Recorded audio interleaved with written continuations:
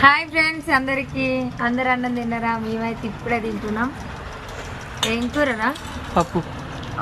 ఇగో పెసరపప్పు సొరకాయ వేసి వండినాం. చాలా బాగుంది కూర అయితే.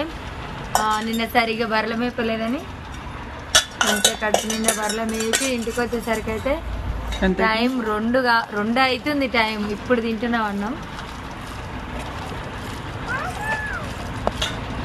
మీరు అందరు అన్నం తిన్నారా లేదా కామెంట్ పెట్టండి.